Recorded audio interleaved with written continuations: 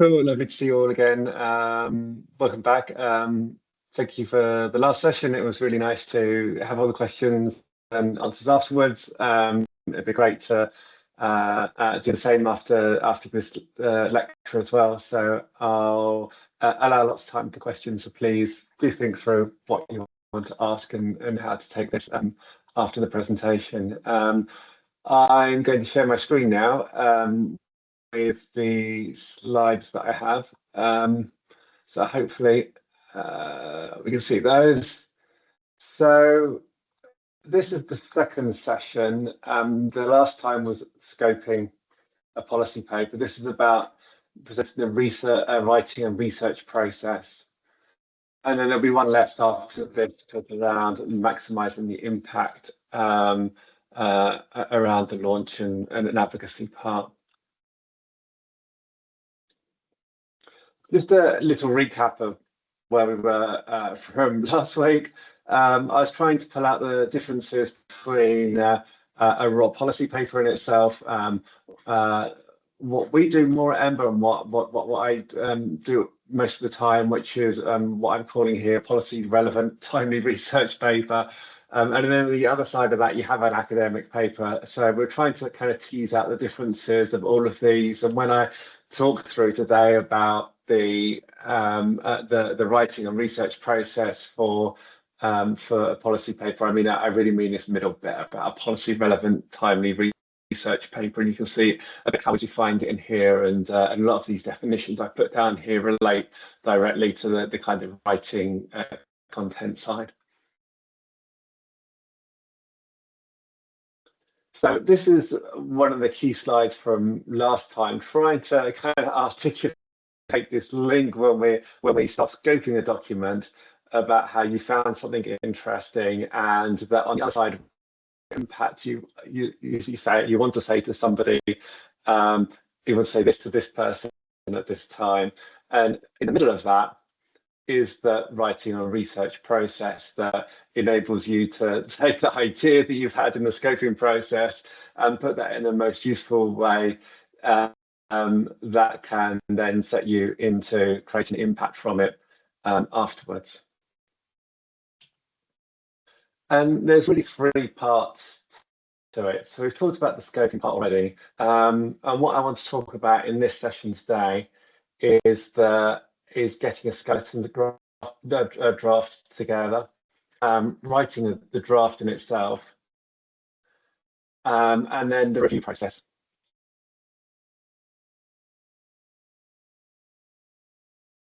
So we'll start off by getting the skeleton, and I presented this last week on what the process looks like within Ember and how we do this. Others will have different processes, but this really works for us. And I guess firstly to say on this is if you start with the right hand side, there's a very firm line between having written the draft, finalized the draft, between and launching it. So we're going to get up to that line by the end of today. Looking at the left hand side, went through last week a bit about the ideas and the initial scoping, but then this is kind of middle ground about how you get off to a kickoff meeting and to be able to get a skeleton draft in place for that. So actually, by the time you get a skeleton draft, you've already done quite a lot of writing, so less maybe writing, but a lot of research in itself. So the first section of this is really about getting that skeleton before we then talk about then writing that draft for a review and the review process that then comes from that.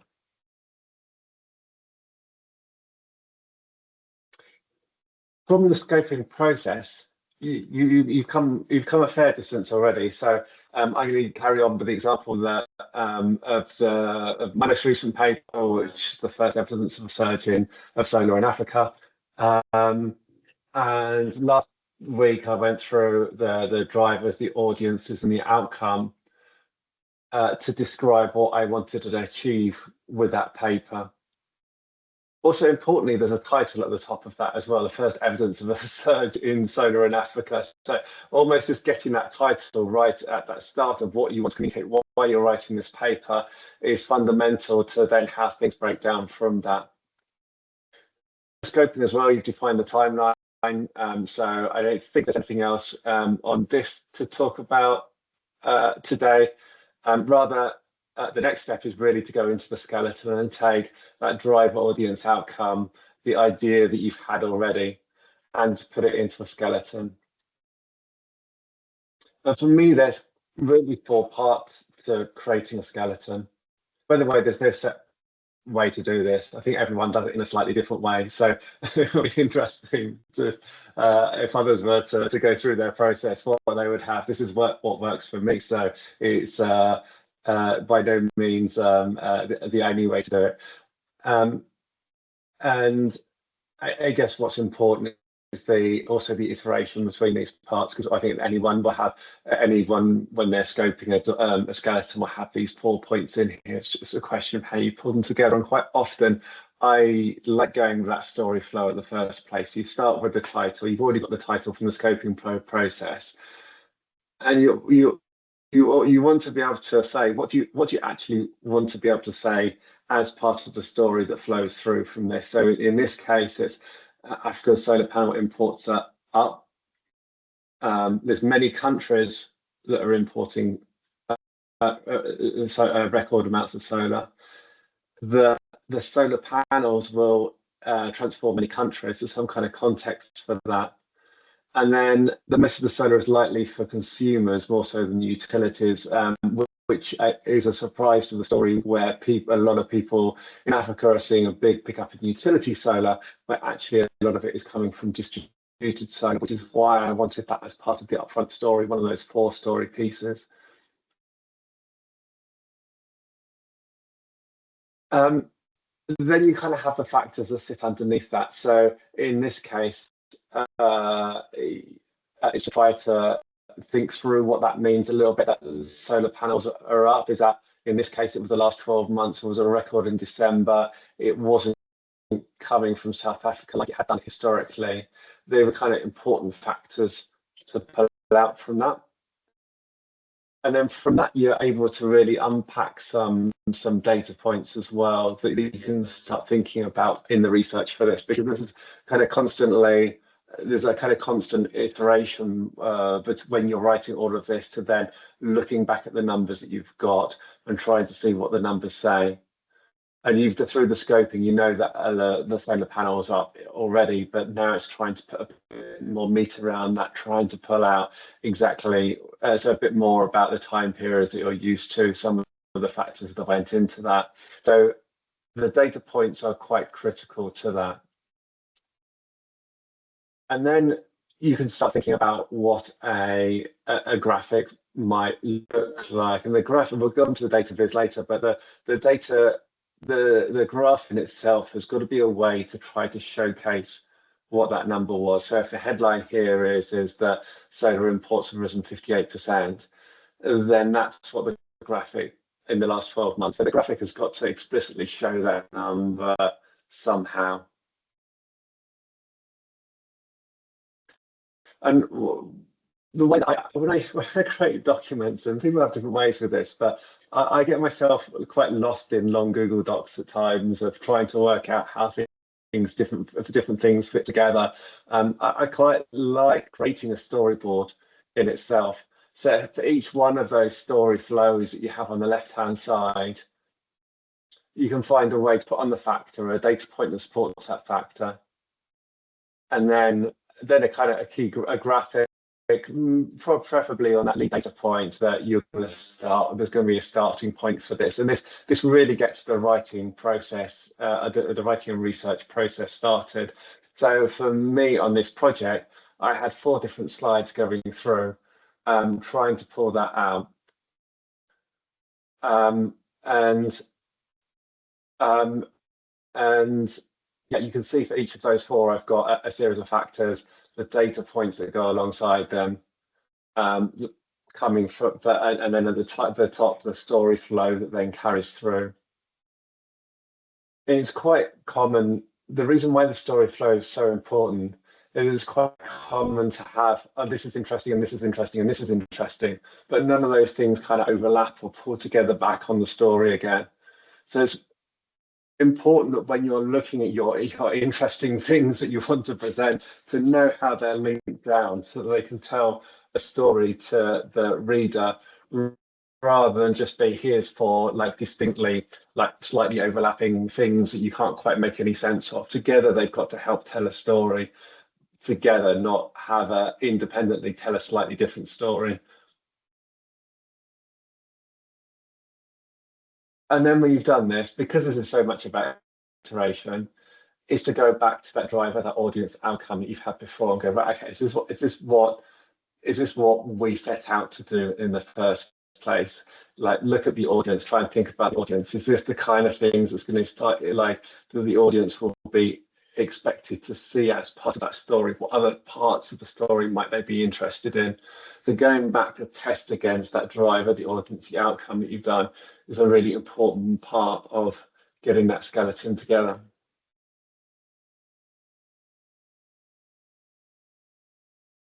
And that's it. Congratulations, you have a skeleton. So within the Ember process, what we do is we then have that kickoff meeting, and we sit down with about 8 different people that will be involved within that project team, to get some feedback on that. And like I said last week, I think it was one of the questions was, how do we how you get that feedback? There's enough people that you know that you're working with already to get that feedback.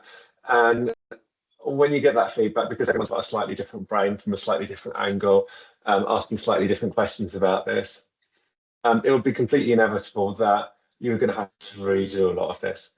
So there's a big iteration step when you lay this out, the skeleton process out, to incorporate that feedback back in again, that you're able to think through some of those questions that people have set you. Try to think through how much you need to change some of the data points, even some of the storyline going through. And then you definitely have a skeleton. So then on to the second part of this lecture, which is on writing a draft. And this report in total was 1,480 words long, I think. That sounds really easy. 1,480 words is not a long piece of writing. And if you, I haven't seen how many words are actually on the slide of the skeleton in the first place, but it's not a million miles away from 1,480. The point being with all of this is, if you've done that process of writing a skeleton actually looks quite a long process. But the point is if you've done that well, then the next stage of actually writing this is really quite an easy process. But that depends on having done it well in the first place. And of course, you start writing it, and then you realize this, and then you realize the next thing, and of course it's nothing like as easy as you think it is. So, but that's fine. But the point is having such a useful skeleton, spending the time on it in the first place, will make the writing process very easy. And there's 3 parts to when you write it: there's the start, the middle, and the end. So I'll just go through this quickly about how we write this within Ember. You can see just in the intro, the summary is across 3 pages here. We start with an about section, which tries to say what this report is trying to do, so people know why they've come to you in the first place. It doesn't give anything away about what you've found from the report, just about your starting point for the report. So in this case, it's presenting an analysis of Africa's import solar panels from China. The summary, you can see, does not contain an awful lot of words. You have a setting the scene, which purely is a paragraph to give some context to where you are today. For this, it's to my context for setting the scene really was that this wasn't sounding. What was really important to this whole of this paper is, if there's someone like myself sitting in London and I'm writing a paper on Africa, they're going to be like, well, what do you know about all of this? And if you suddenly go into a paper on the evidence of a takeoff in solar in Africa, they'll be like, oh, you've just discovered this. It's like, no, I haven't just discovered this. This is like, so trying to give some set the scene to know the big context of this, that solar is not new to Africa. It's been building up like this in this way is really important to then lay out of why, what the evidence now is of the takeoff, but it's not just saying, and to acknowledge that it has been happening, it has been building up in some ways, but not in the way that has really changed in the last 12 months. And then the next part is to pull out the key findings. So in this case, these key findings actually fairly match the story line that we pulled out right at the start in the skeleton. So you pull out a line that you want to say, you pull out a data point that sits alongside that. And then you're able to use that conclusion. You can see, like, literally in this case, it's 4 sentences to articulate like in the big picture about what this means and where this sits. All of our reports come with a press release on the side, so I'll talk about a bit about the press release in the last lecture. I don't want to cover it today, but just to say on all of this that when we write the press release generally from our documents comes almost directly from the summary. There's a bit of reformatting and jiggling bits around, but this should be written in a way that the summary should be written in a way that a journalist can look at it and go, ah, right, that's an interesting news story.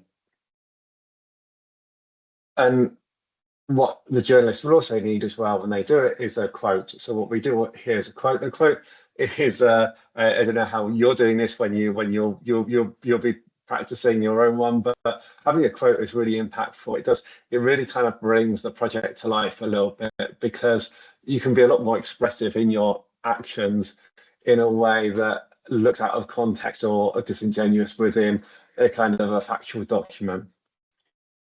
And it also enables you to make a more direct call for action. So most of our quotes that we'll have will try to be a bit more what's the word, a bit more expressive and to put some more colourful language around what we're doing, expressed in a slightly more interesting, powerful way, and then have a call to action in there as well. And when journalists are writing up on those, both those parts are really valuable for them to help tell the story, to complement the actual evidence that you put forward. It almost creates a kind of a bit of distinct line from the evidence and the facts that you've been presenting to the kind of the colourful story that you want to be able to tell. The middle is obviously the main writing chunk. Choose about how many chapters, like, doesn't really matter quite. It's not a big deal quite how many chapters there are with all of this. So don't overthink it in like, because this is a fairly short article, 1,500 words in total. This is just one chapter, the middle part, with all the graphs and the writing alongside that. If we're writing we have a longer report with an Ember of like 3,000 words, that might be kind of 3 chapters that you're looking at. And when you're going through each of these, one of the tips I always find the most useful is, like, what's that killer bit that you want to bring into the executive summary above, so that you want everyone to have a takeaway from? Because it's very easy at this point when you start writing to get involved in little wormholes and go off into this wormhole to go off into this wormhole.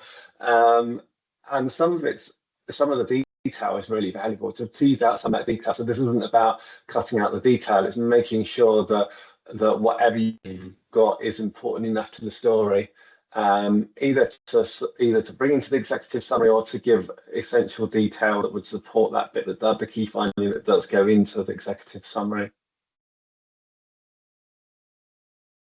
So what I've done here, which is quite normal, is to go through like a subsection for each factor, and actually the way that our text ends up being writing quite often is actually kind of be based around a graphic that you're using, like kind of 3 paragraphs to unpack that graphic and a bit more to detail around it, the implications, and so yeah, some of the detail around the countries, a little bit of the explanation where there's able to give an explanation into what's happened as well. It's kind of really important not to kind of with all these reports not to be too wordy. It's very easy to end up just the word count escalating. And so it's really trying to pull out what is important to the story and what's secondary to the story, and to be quite brutal on that. And for that reason, when I go through the writing process, when other people go through the writing process, they're normally like substantially over that word limit, end up cutting through that. So the more that you can have that focus at the start about what's important in the story, the less you'll kind of have that wasted time of adding and then subtracting and adding and then subtracting. But that of course is a natural part of the way that you would end up writing and researching a project. The end part is kind of the conclusion that pulls it all together, but it's a bit deeper than just the conclusion. In this case, it was really trying to unpack tracking Africa's solar growth in total, to be able to articulate that. Like, we've got one data set here. This data set is not a perfect way to track Africa's solar. It tells you only how many panels have been imported into a country.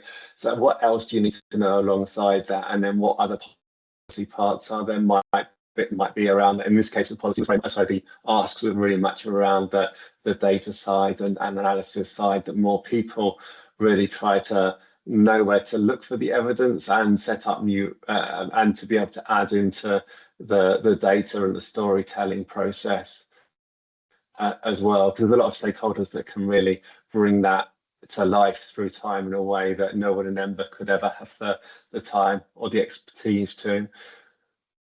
And to be able to articulate that all of this is based on this really kind of weird kind of data set that shouldn't be the way that you track solar in Africa. There must be a better way to track solar in Africa than using Chinese import data, or Chinese export data, but there's not. So I just want to spend a few minutes going through the dataviz process. I wonder if there might be a few questions around this, so please do feel free to unpack all this in a bit more detail. And I went a bit through this last week, this specific bit, which was how you use each graphic to tell a story. So I had 6 graphics within the report. For me, I actually tried just stepping back and trying to tell the whole story just through graphics without anything else. It was quite a nice way to do it in itself as a test. And this way, you can see from the labels I put on, there's been a big rise. It's happening everywhere. It's big enough to make an impact. The solar imports can actually reduce overall imports. And that last one, which was putting Pakistan next to Africa to say don't run a headline on Africa as a new Pakistan. So that's a nice way to think about it, to make sure that your story flows, and a nice kind of check, like sense checking yourself that about how that whole story fits together. But there's also a question about how the data fits together. So when you're looking, just to go back from a like a user perspective, when you're reading through something, there's a lot of mental gymnastics, a surprising amount of mental gymnastics to understanding a graphic. And I've got 6 graphics. And they're all not especially complicated, but they're all not especially immediately simple. So how do you reduce the amount of mental gymnastics for people to go through that will enable them to engage with the story, enable them to engage with the graphics? And what I've done here is just label on top of this the data that I've had on this to show the flow of data going through. So in the first one, it's 12-month rolling solar panel imports for all of Africa. The second graphic is exactly the same data as the first graphic, but split by country. The third graphic is that last data point. So that this is rolling 12 months. So the last data point is the last 12 months imports into each country. The fourth graphic is the same as the third graphic, but divided by electricity demand. The fifth graphic is the same as the third graphic, but in the value divided by oil imports. And the sixth graphic is the same as the first graphic, but just adding Pakistan in. So they're very different graphs showing very different things. There's a continuity of that data that when you're looking at it, you're not trying to simulate a new data set or a new time period or a new way of showing that data in itself. And to just try to keep that continuity down is so important to the user. And there's a few kind of, I guess, a few tips that I'd add on that when you're going through, which is that to actually put the title, the message into the title is something that we always do within Ember.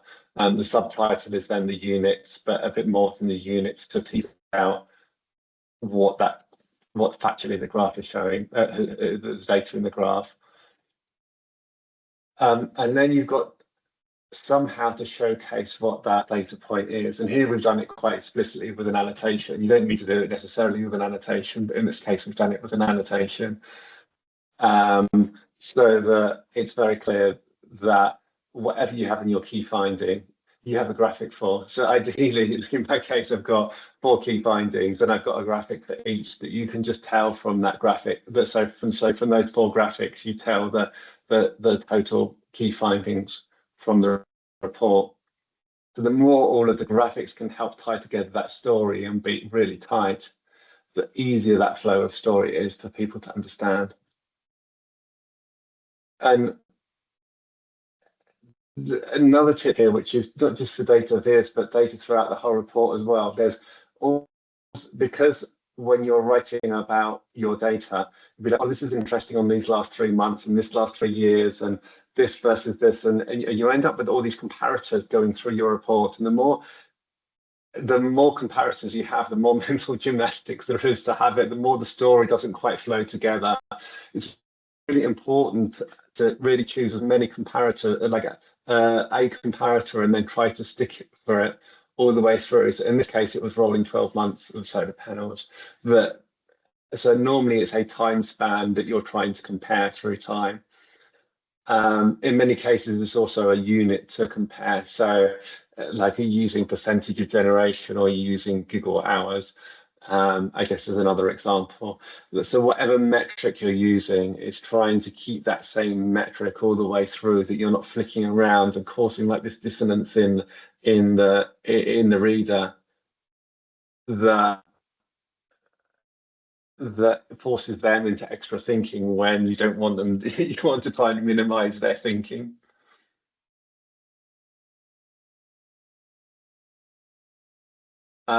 This is quite a typical way that we would write a small subsection or even write a paragraph with these 5 parts put together. The first sentence is the message. Then you've got a data point. Then you've got a piece of detail, another piece of detail, and then you've got the so what. And all of that as a writing style is normally quite a tight process. And when I get when we go through a copy edit stage, most of the copy edit comments that I get back are that I haven't quite stuck to that process, that it hasn't got a so what, for example, or I've spent so long time talking about the so what that I've forgotten to include any of the kind of unpacking the detail of that main data point.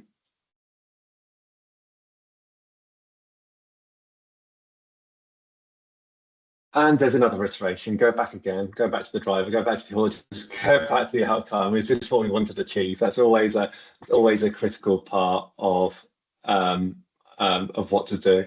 It's always weird when you write the driver, the audience, the outcome, and then you come to the end of a project and you publish and you realise you haven't actually looked at it since you started the scoping process, and you're like, oh, that would have been more useful. I did all this at the start and then I completely forgot about it. It's there for a reason. It's there to help you with writing the skeleton, writing the report. out in the first place.